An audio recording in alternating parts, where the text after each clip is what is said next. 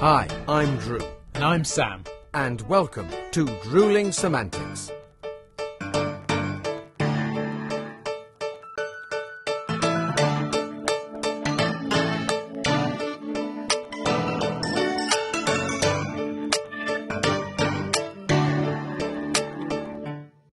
Hello! We're back! We are back. And we don't mean we're back as in it's a new season, because it's episode 3. But what we mean is we're back together. Back together. In person. For anyone not watching on YouTube, this is Drew, and I can touch it. I'm touching him. It's his shoulder. It's his head. It's touch me in a respectful manner, not an inappropriate. Not inappropriate. Right? Yeah, we're not trying to get cancelled. But yes, if you're not watching this, we're actually sat together. We're at my flat for the first time this season. Not for lack of trying.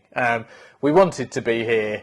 Well, a couple of weeks ago. Traditionally we're here. Traditionally we do our first episode of the season from here together in person, but strikes and weather and work, extra planning and so many different things kind of got in the way. But it doesn't matter, because here we are, episode 3 of season 10, finally in person, and we are able to not only talk to each other in person, catch up, see each other like close up. We're able to have a drink together, and I am proud of him.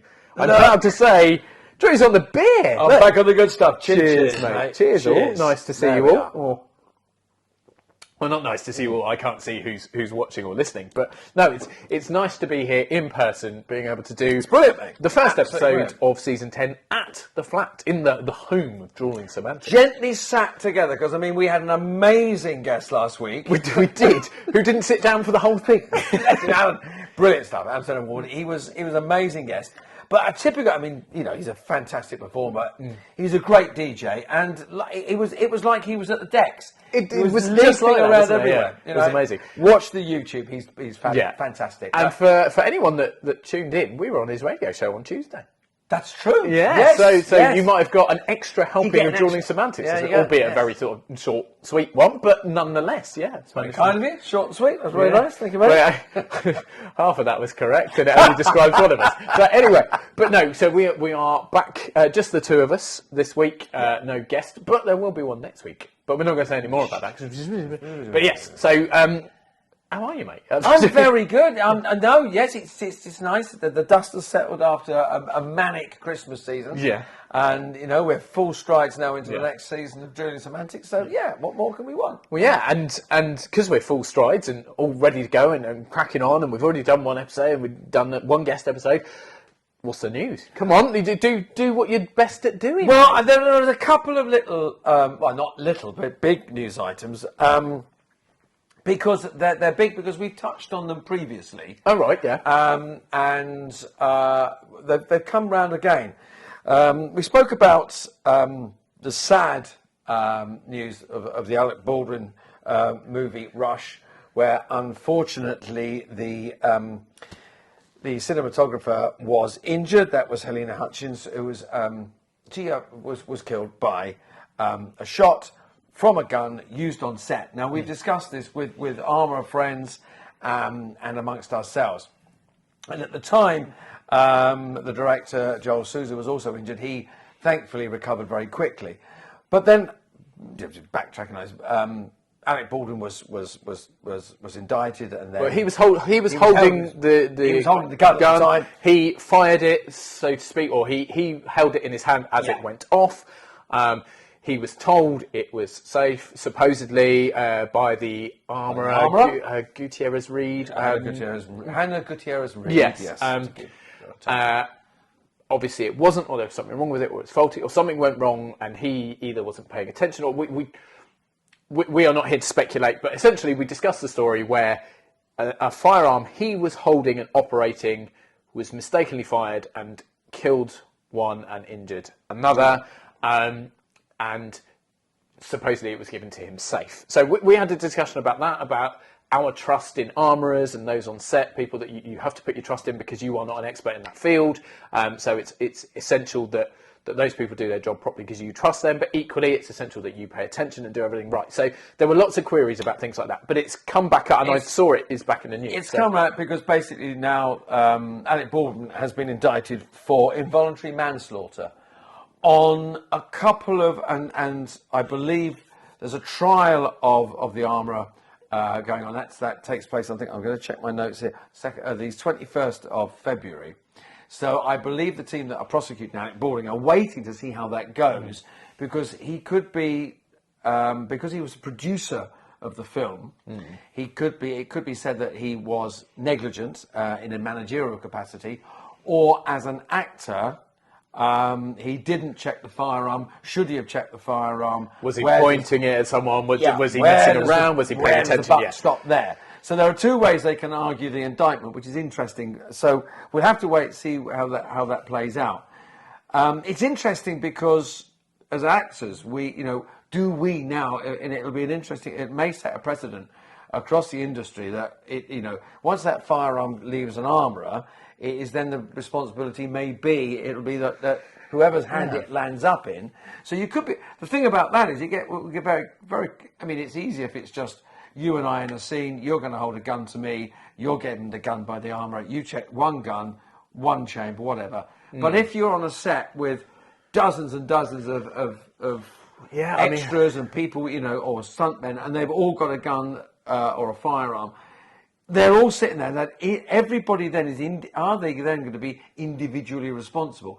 That's as difficult as the armourer being responsible, or the armourers being responsible for lots of weapons. It is, but equally, where's going to be easy? I mean, I would still err on the side, and I'm certainly not pointing fingers because I'm not in a position to do that, but I would still stand on the side of, if someone's job on set is to make sure that something works. Yes, there are runners and there are assistant directors and stuff, but essentially the DOP, the director of photography, if he doesn't click record on the camera he is holding, then it doesn't get recorded. Can you blame that on someone else? Well, if there is someone deliberately there to check that, if you said it's someone's responsibility to make sure it is rolling, yes, there will be, because the director will be sat behind a screen watching potentially, or whatever. We're talking high end here, though. We're not like sort of perhaps student or low budget productions. You might not have that many crew. So essentially, I would say on a flat level, it's the DOP's responsibility to make sure he's pressed record. And then that's why people that have not been on a film set, you hear the call rolling or speed, which refers to it happening, and the sound operator will go sound speed, camera speed, camera A speed, camera B speed. So you communicate these things, and that's sort of a double check. But essentially, it's the responsibility of the person who's been employed to do that job at the pinnacle, I would say. So I would say surely an armourer whose job on set is to make sure that weaponry is safe, if it's not, need to check, did they do their job? So, and this is what obviously the court cases will do. They'll look into who's done what and what they haven't done. Had it been given safe and then Alec Baldwin's played with it or changed something or done something, we will never know probably the full details. Well, we can only take the word of Alec Baldwin to say that he was given. But I mean, it does beg the question, when something happens, that you have a stunt coordinator, you have a stunt team, and you've got an armourer on set. If it all comes back down to the, if they say, oh well, Alex should have checked the gun, or you should have checked the gun, does that mean that when you're ready to jump off a building, the actor's going to have to check all the ropes and everything? Well, yeah. I mean, and we can be facetious with this and go, well, that's kind of what you're saying, because if Alec Baldwin is found responsible, then they're saying, well, you should have checked the gun.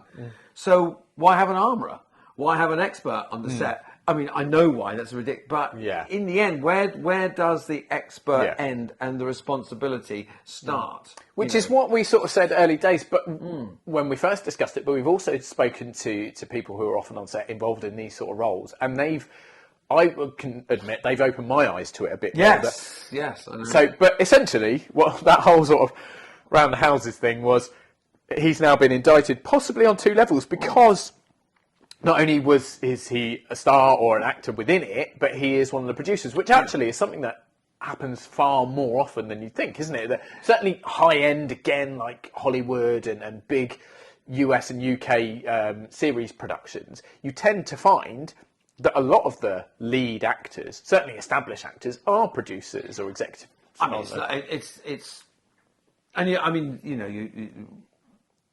Is it because, I mean, sometimes it's because they want more control, or they want more money, or they want to keep the series going. It's a good vehicle for them. But sometimes they risk, like Alec Baldwin, it was his money in the movie. So, you see a lot Tom of Cruise is famous for it, isn't he? Absolutely. Like, the only reason Mission Impossible carried on throughout the unwelcome guest period is because Tom Cruise put up a lot more money to pay for those things and to make sure everyone was safe. And that's, I think, for him, and obviously I can't speak on his behalf, but I imagine that's because, number one, he loves what he does so much. He adores being in that position, but also he was well aware of the costs that could be incurred by delays and things like that. So also, there's a large amount of money to be made as a producer, isn't there? There is exactly taking that. your producer's cut. But I think that there are lots of examples of what you say, being in love with what they're doing. So we were talking earlier, we watch, both of us are quite into Special Victims Unit, Law and Order, the spin-off from the original Law and Order, which has gone in lots of different directions. And the lead in that now is Mariska Hargitay, who plays Captain Olivia Benson. And she is also a producer on that, and has been for quite some time. When she started in that role many, many years ago, she was, I was going to say, just an actress. That's not obviously what I mean, just one of the performers. But she's obviously been in it that long, and she progressed from perhaps one of the names to the name, or perhaps from one of the cast to one of the lead cast. I think back early doors it was Christopher Maloney, wasn't it? Who was Elliot Stabler. He was perhaps top billing. Then he left and moved on. He's now gone. And another spin-off, Organised Crime, Law and Order Organised Crime, and he is a producer on that. So there are, I think, perhaps there are these opportunities when you've established yourself in something to kind of go, let's take it a different way, speak to some writers, speak to some other producers, I'll put some money up, I'll put myself behind this project, I believe in it. I think it's obviously a privilege of those who have made a lot of money from doing what they're doing. Also, there's another thing to that, is that very often to keep an actor on a series that's successful, they are made by the producer. Here's an opportunity. You're given an executive producership. Yeah, it may not come with any responsibility. It may become, but sometimes just it's financial responsibility. Damn, we need to keep you on this. Here, I'll call you an executive producer. You'll get a cut of the producers. Yeah, exactly. And it keeps them on it. So that's a purely financial arrangement. But but it is more common, isn't it? It is. And it's. I mean, again, people. Then, if you're going to take the responsibility, the rewards, reap the rewards, then you obviously have to take the responsibility, which Alec Baldwin is obviously. Well, exactly that. Now. So he may now, or is now, at the potential of two separate prosecutions in theory. But I mean, involuntary manslaughter, I believe he could, if were he to be found guilty and given a custodial sentence, I think it's 18 months. Right. So I mean, and let's face it. Let's hope there will be some very, very strong lawyers available to him. The Baldwin family obviously are a fairly wealthy and well-known family, and we know there's no beating around it. The more money you have, the more the easier it is to avoid certain things, I guess. And I'm not saying a good lawyer, can't you? Exactly that. Yes. But if it does, I mean, were he to be found guilty. It would be interesting to see how that plays out for producers and people on set, and how that sets the regulations going forward.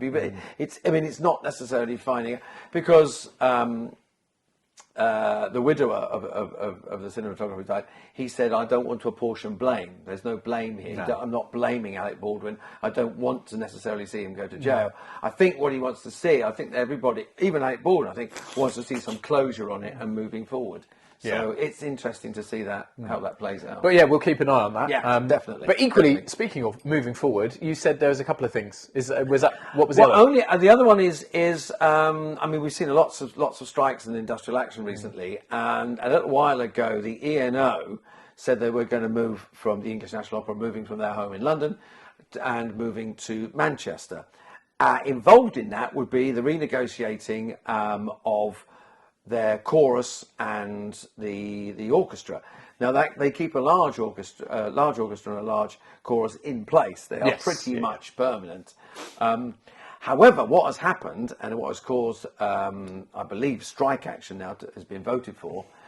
that E&O are going to fire or end the contracts of the chorus and the orchestra and then rehire them.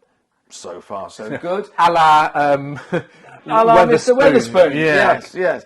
But the new contracts will be considerably up to 40% less, in money terms.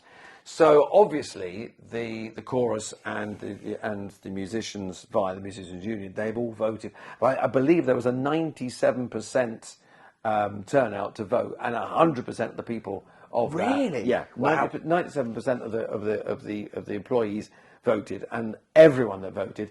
Everyone voted for strike action, Gosh. which is very strong. Yes, it doesn't get much stronger than 100%. No, I mean it's interesting because I can see from we support them as 100% support actors and all performers. Yes, but it is interesting to if you sort of nibble away at both sides of it. I mean, it's wrong that you sack people ostensibly and then rehire them for 40% less. Yeah, for financial gain. I mean, then again, you've got to say sometimes you have to cut your cloth. So maybe the E&O, well, we need to save some money, so that's why we're moving to Manchester. It's cheaper.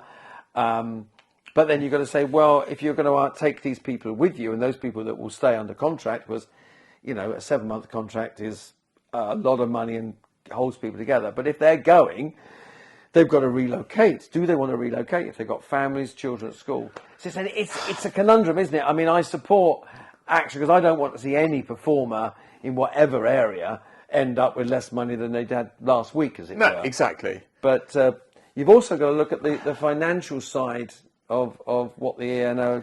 Well, so yeah, I mean, there are lots of little things to look into there, and playing devil's advocate a bit. The reason they're going from London to Manchester, I would assume, is to save money. I don't know a great deal about this. You obviously know a bit more, but it's to save money because, on face value, it is cheaper to buy a property in Manchester than it is in London. I mean, I'm talking very broad terms here. Of course. Living costs are cheaper in Manchester than in London.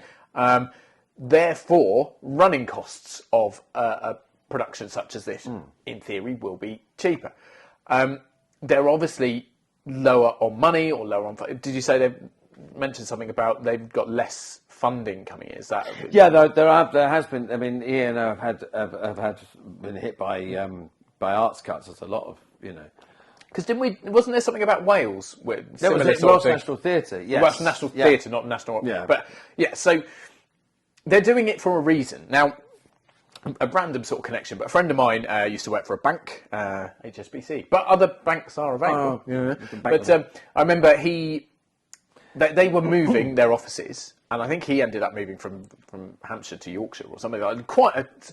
But I think they were given the option of like a severance package, and also first refusal on going up there for a job, or they could just move up there. I don't think his wage changed, which is obviously something that's going to happen here. Massively, yeah. But equally, I think it meant uprooting, and so. And for a lot of people, that's not possible, and for a lot of people, that's difficult. But I guess a slight argument on the other side is yes, we'd be cutting the wages, but you'd be moving to a place that's a lot cheaper to live. So, is it like sort of relevant, or are the ratios sort of right? Again, I'm not saying it's right. I don't think it's right at all. I think it's not the performer's fault. All I'm saying is if they are short of money and having to make adjustments, then there are reasons behind this. It shouldn't be on a performer or anyone in that position to go, well, I either take a massive pay cut or I'm unemployed.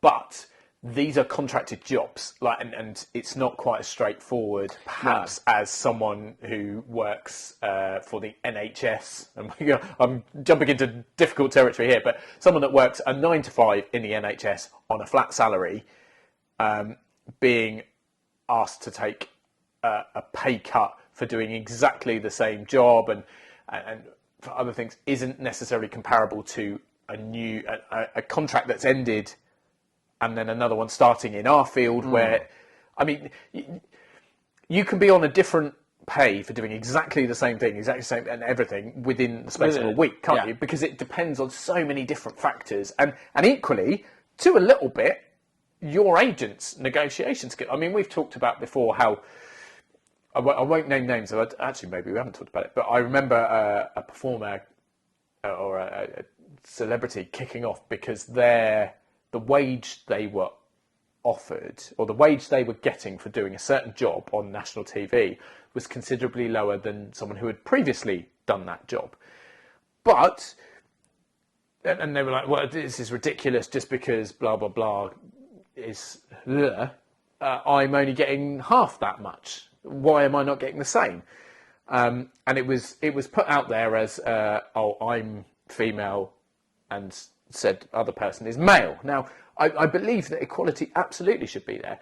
But on the flip side of that, the person they replaced was like an international superstar, like known globally, and had this incredible following, and equally had been doing the job for a long time. The person that was coming in had not done this job before and was probably only really known in one country.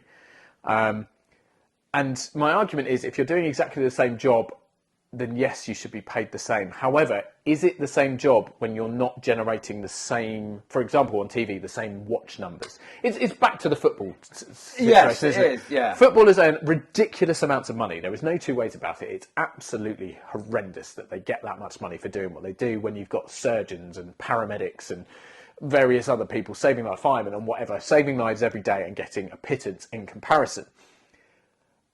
But when you get that argument about female footballers versus male footballers, why are they not paid the same?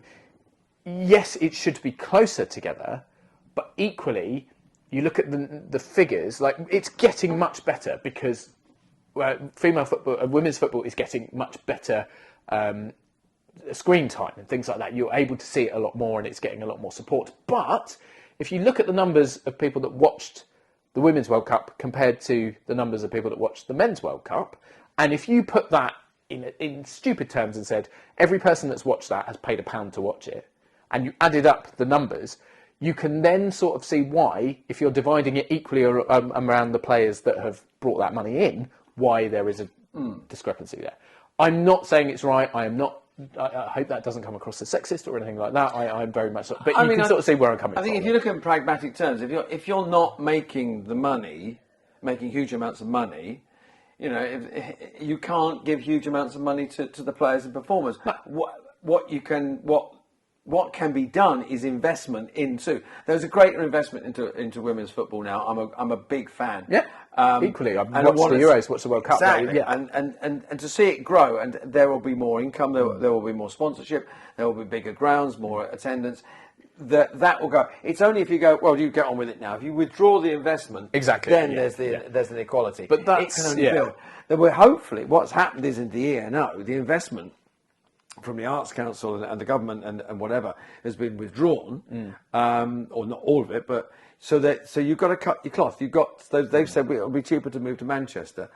We're not going to be able to pay as much money, therefore we're going to have to renegotiate your contracts. Now, I think the sacking and rehiring at a lower rate, that is not morally correct. No. However, there has to be some compromise made, and I think that's what the actors are saying and the performers are saying. I think, can you get round the negotiating table? That's it. I was just going to say that you hit the nail on the head there. Negotiations are what's important. They've That's been hit with what it smack in the face. And, Yeah. and if you look at it, you think, well, I earned that much. You know, I earned £100,000 last year, and I'm only going to earn 60,000 this year, which is they don't earn that much, but that would be a 40% cut. Exactly. You'd be going, crikey, I can't live on that when they can't.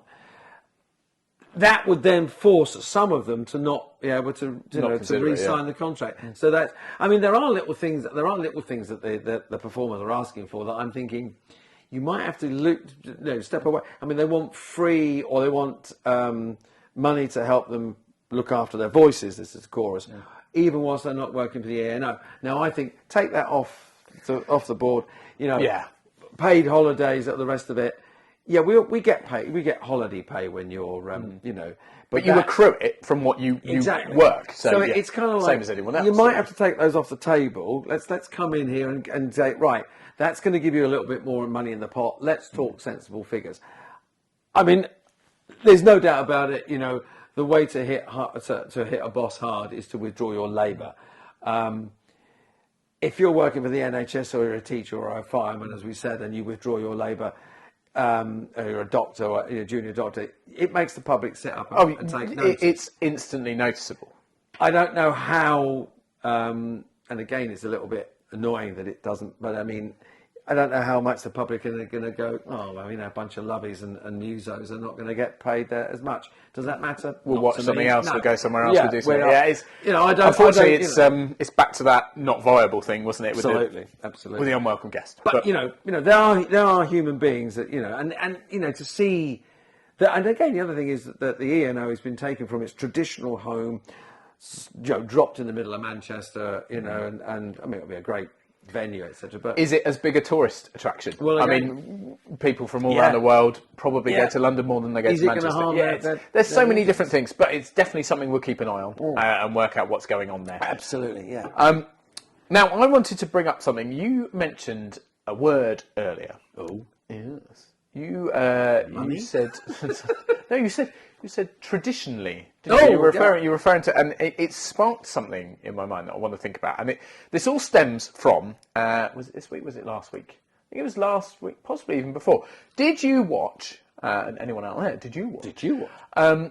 The lost pilot of Blackadder, or the never aired pilot of Blackadder? No, I knew this had been on, and no, I didn't get a chance to watch it. It's I'm a definitely big worth fan. watching. I watched it. I adore fan of Blackadder. Blackadder, Probably one of my favourite. That, Only Fools and Horses, 40 Towers. There aren't many that sort of touch them. I didn't hate the pilot, but equally it wasn't Blackadder. But it's an interesting story, and you'll see why this is coming round. And bear with me, people. I'm hanging on. So it was still Rowan Atkinson and Tim McInnery playing Percy, but Tony Robinson, who presented the show, wasn't in the pilot. He wasn't Baldrick at that point. There was another guy. And forgive me, I can't remember his name. But what was interesting is the first series of Blackadder was Richard Curtis and Rowan Atkinson that wrote it. Right, yeah. And this pilot was just the two of them. They brought Ben Elton in, or he came in from series 2 onwards. And anyone that's a fan of Blackadder knows the first series was different because Blackadder was stupid, whereas second, third and fourth series, he became the intelligent one and was surrounded by stupid people. What's more interesting is the fact that the pilot that Richard Curtis and Rowan Atkinson originally created was, again, the other way around. Blackadder was the clever one, and Baldrick was stupid, and the others around him were a bit stupid.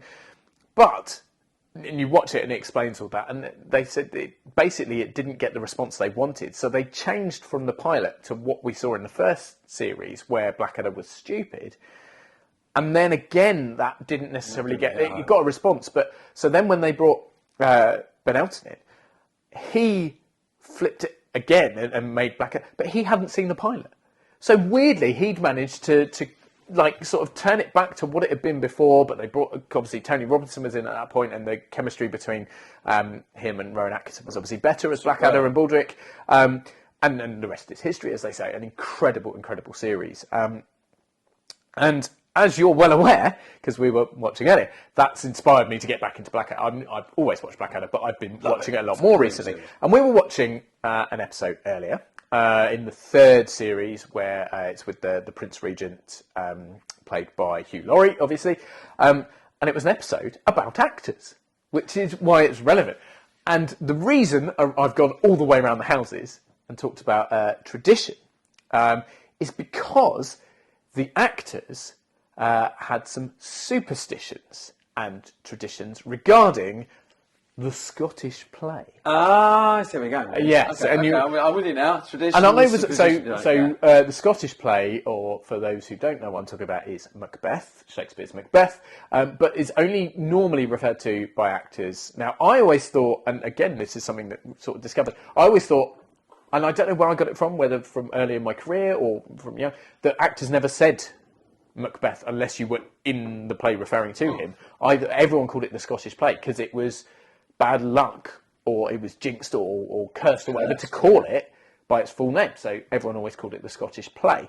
But you said earlier that it's only on stage, or that's what you were all I've always been told that we're sitting here now, and you can say Macbeth as much as you like, but I was always told you couldn't say Macbeth in a theatre. Obviously, unless you're in it, but because it's cursed. Yes. And And then obviously there are things that you have to do to take the curse off yourself. Well, this is what we'd say. The actors earlier. Superstition. I can't. What's the name of the two chaps that play the actors? Can you remember? It's Hugh Paddick and Kenneth Connor. Brilliant, absolutely superb. But what happens is, obviously, Rowan Atkinson as Blackadder is winding them up, and he keeps saying the word Macbeth, which makes them panic, and they have to say some words, spin around, and then tweak each other's noses, and it's hot potato, orchestra stalls, but we'll make amends. That's it. Yeah. Yeah. So hot potato, orchestra stalls, but we'll make amends. Tweak. Oh, and they get they're spinning around when they're doing that. But because we were watching, you said there were you had to do something, or there was something because you. What was it? I made the mistake of saying it with an old actor who's I'm terribly superstitious, old boy. And I was told that. Because I said it, and also there's another one, and we'll explain why in a bit, but it's considered bad luck to say Macbeth in the theatre, and also to whistle backstage, in the dressing room or whatever. So I was told, I said the word Macbeth, so I was told to go out the dressing room, turn around 3 times, spit, swear, knock on the door, and then they ask you to come back in.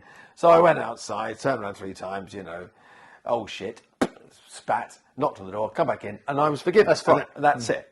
But that's sort of like to counteract or to fix the faux pas. Yeah. So it's because cursing is seen as okay in theatre. Spitting and saliva, saliva is supposed to wash away the devil and wash away evil. So if someone spits 3 times, I know Jewish friends of mine is a spit that wards off the devil.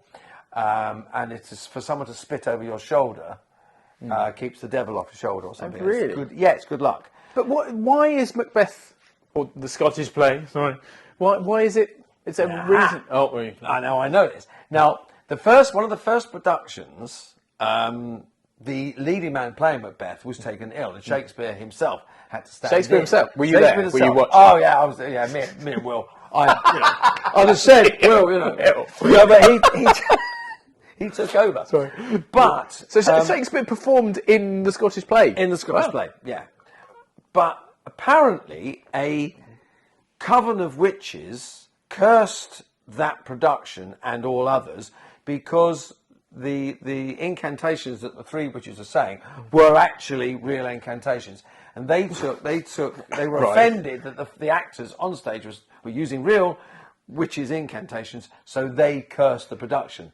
And then there's a vicious circle there somewhere, isn't there? And historically, lots of things have happened. I knew that there were a couple of productions where multiple people died and got ill. And there was one in America. I think it was Macready and who's the big Garrick, the 2, and they were in competing productions of Macbeth, and they had factions. We love Garrick, we love Macready. And there were riots, and 20 people were killed in fighting amongst the audience members over who was a better leading man. Who was a better leading man? Wow. Yeah, there you go. Mad. But yeah, so again, a long way around the houses. But the reason I talked about that is because we sort of mentioned it earlier, and it made me think, what other traditions or superstitions or sort of things are there? Now, a few have come up, and you mentioned whistling a minute ago, and so I was, and because you're 8 million years old, you might be able to correct me on some of these, but I was always told you don't whistle backstage because the story goes that back in olden days, they used to hire out-of-work sailors to pull scenery, the flights. Because they weren't on ships at the time, but they were used to pulling ropes and stuff, and they used to communicate what they were doing with whistles. So if you were backstage or behind scenery and you whistled, you might have something drop on your head. So I knew that that's one. That's the one I've been told as well, yeah. Then, tradition that probably everyone knows, or a superstition, break a leg. You don't say good luck on the day of a show or to a performer, you say break a leg. And now, I read I read a couple of things behind this actually, but the main one I read was because the wings or the flats or the bits at the side of the stage where I was going to say the actors hide, we don't hide, but where we wait to come on, are also referred to as a leg. So if you break a leg, i.e. if you get seen past it, you're making it onto stage, therefore particularly for an understudy, but for any performer, you are making it to a performance. So break a leg was, I hope your show goes ahead and you make it onto the stage. Yeah. So that's now the one I heard, the one I originally heard is that old chair legs and table legs were used at the bottom of the curtains to weigh them down. Now, sorry, in the curtains. Yeah, you know, the tabs at the front of the theatre. So nowadays they're mostly chains and bars and things.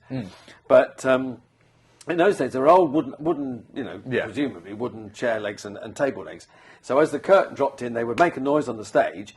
But the more times that the curtain was raised and dropped, there's more encores you got. More applause. Coming from more bows and stuff. Yeah. So the more times they hit the floor, you would hope to break a leg. Yeah. So break a leg was get lots of applause. So that's what I've heard. Interesting, because the reason I reacted when you said chair legs in the curtains was because I'd read a couple of others which I thought were possibly folklore rather than... I thought the breaking a leg wasn't being seen, and the others seemed a bit, not far-fetched, but one was that audiences years and years ago used to enjoy a performance so much they would smash the chairs they were sat on the floor and take the legs and beat them on the floor as part of the applause, which it seems a bit mad, but who knows. And the other one was a sort of simplistic version, which was possibly again aimed more at understudies or whatever, but was that if you break your leg, it ends up in a cast. So by saying break a leg, you'll end up in a cast and then perform it. So I think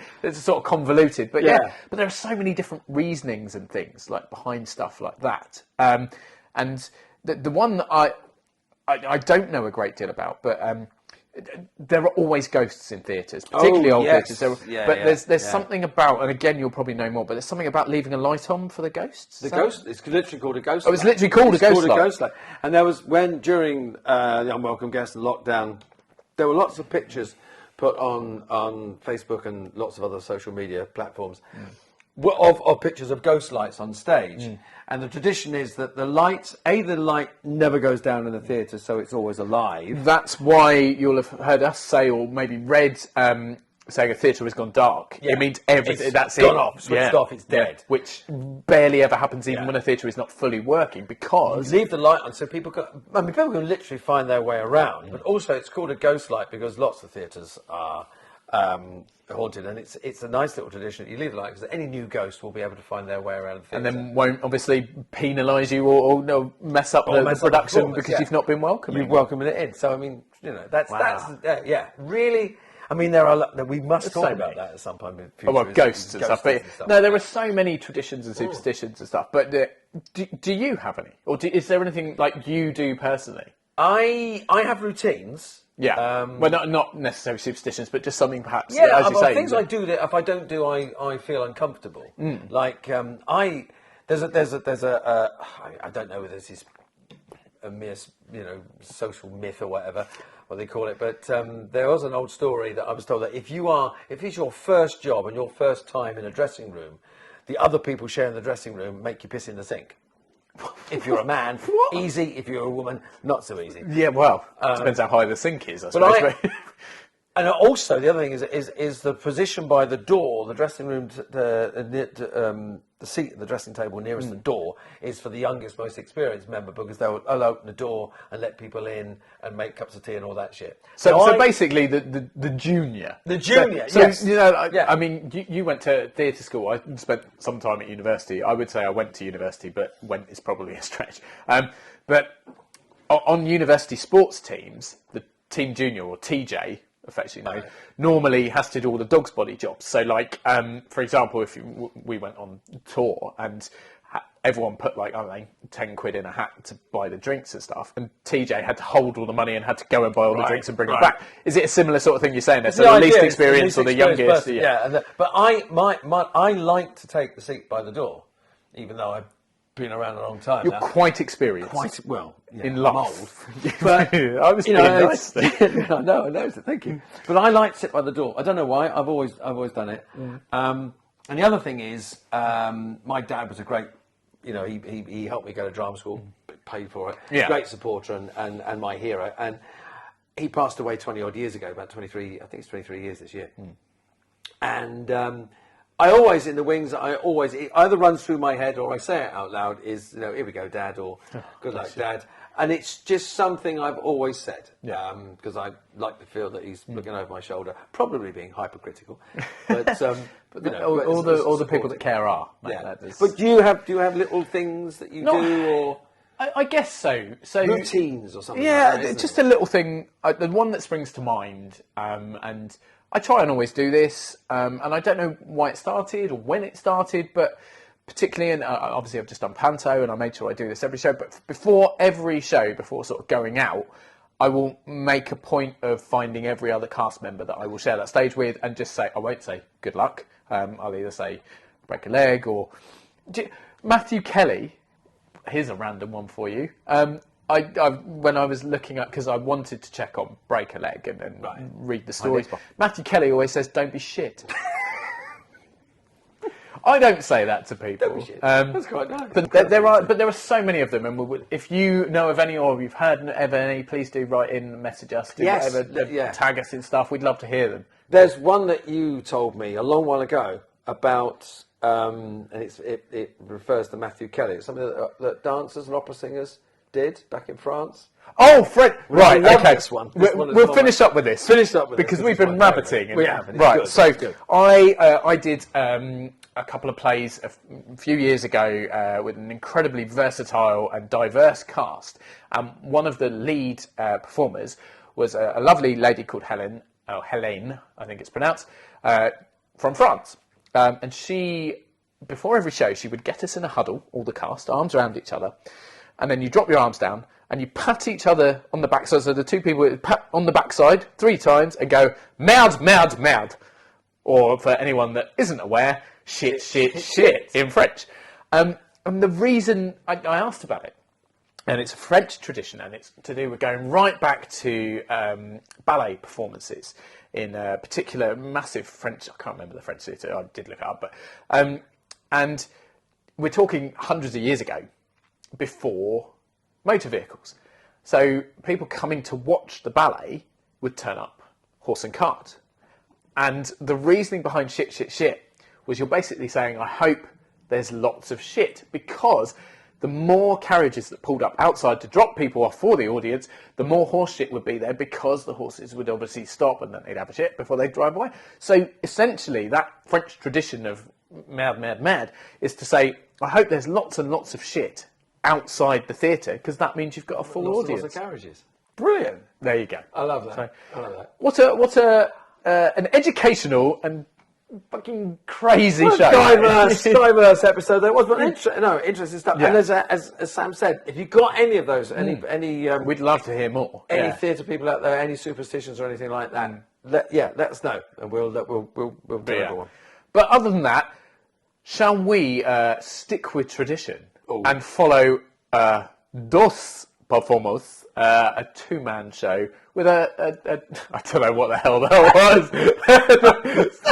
It was going so well to Dos Performers. I'm sure that's not a phrase. If anyone does speak Spanish or whatever I was just doing, please feel sorry. free. I was just going to say, please feel free to correct, but equally, I'm very sorry. Yes. But we'll follow in our normal regime, routine, tradition. We'll go from just the 2 of us this week. Should we chuck a guest on next week? The way we're going, I think we might need one. Probably do need to. So for now, shall raise a glass. Absolutely. As always, thank you everyone for tuning in, for listening and watching, wherever you may be.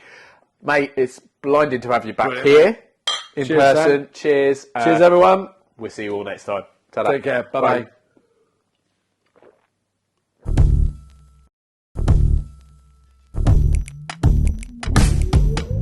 Thanks again for watching this episode of Drewling Samantics. Please make sure you subscribe to our channel and turn on notifications so you never miss a new video. Don't forget, we're also available as audio only. Just search Drewling Samantics in any good podcast app. And please support us on social media. All our links and handles are on screen now. We love welcoming new followers and subscribers, so why not share with your family and friends so they can join in too? Thanks very much. See you next time.